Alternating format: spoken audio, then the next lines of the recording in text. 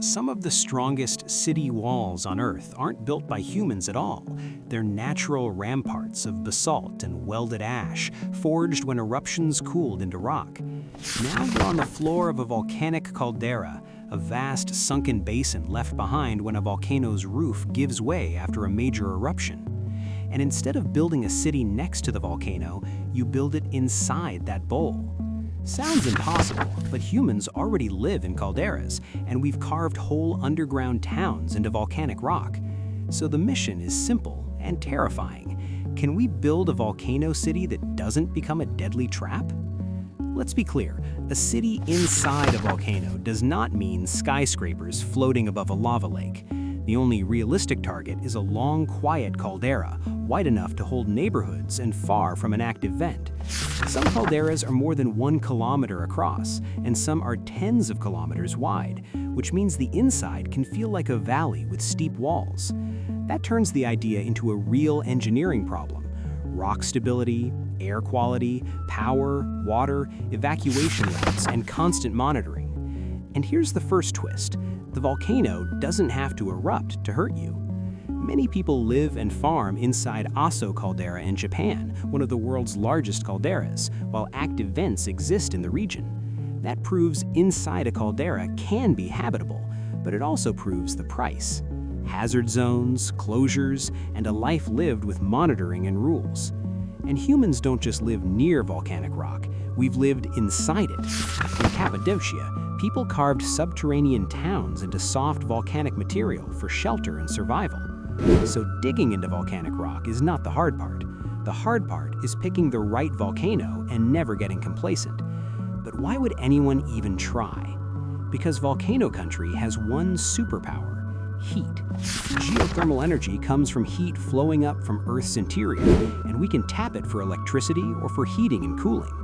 On average, temperature rises roughly 25 to 30 degrees Celsius per kilometer underground, and volcanic regions can have higher heat flows that make geothermal more practical. This isn't theoretical. Iceland heats most homes with geothermal district heating on a national scale. So the fantasy writes itself. A caldera city powered by geothermal with greenhouses and warm buildings even in harsh climates. Except one detail refuses to fit.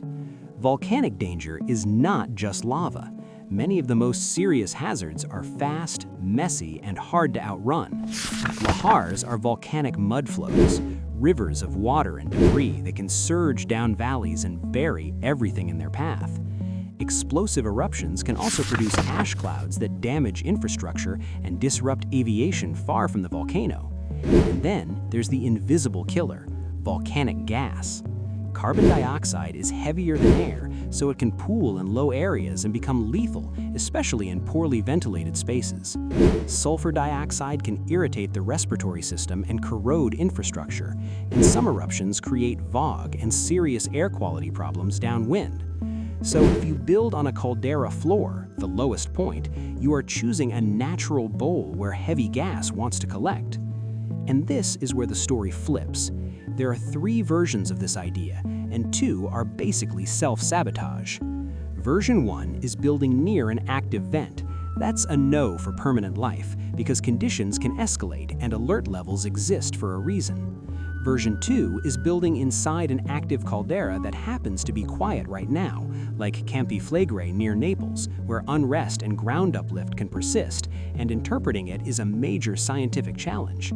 People already live in active calderas, but choosing one for a brand new planned city would mean accepting a level of uncertainty most societies don't tolerate. Version 3 is picking an ancient, long, quiet caldera and designing the city around monitoring and escape, not around vibes.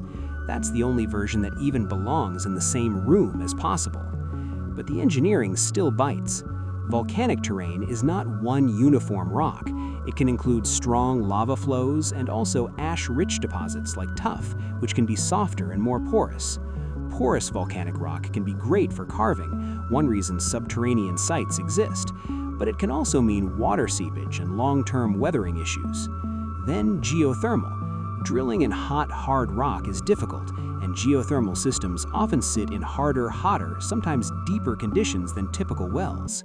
Next is air. Underground and low-lying spaces can trap pollutants when ventilation is poor, so a caldera city would need aggressive ventilation plus continuous carbon dioxide and gas monitoring. The tools exist. Volcanic gases can be measured with ground instruments, aircraft, and satellites, meaning the city must pay to run monitoring systems forever. And finally, evacuation. Your escape plan must work when ash cuts visibility, earthquakes damage roads, and lahars move fast. But that's still not the hardest part. A caldera is not an empty, hollow lava bowl just waiting to refill. It is a collapse feature on the surface, and what's below can be a complex system of rock, magma, and fluids, not a simple open cavern. And underground does not automatically mean hotter in the way people imagine. Many underground spaces are thermally stable and can hover near the local annual average temperature. That stability is exactly why underground architecture keeps reappearing in human history. But in a volcanic setting, you have to pair comfort with constant gas and seismic vigilance. If we had to design the safest version, we'd build in tiers along the inner caldera walls, not packed on the lowest floor. Living higher reduces the chance of gas pooling in your streets and gives people multiple routes up and out. The caldera floor becomes flexible space. Farms, greenhouses, solar, storage, things you can clear quickly if sensors flag danger. Power becomes hybrid. Geothermal for reliable base energy with redundancy so you can shut wells or reduce operations during unusual signals.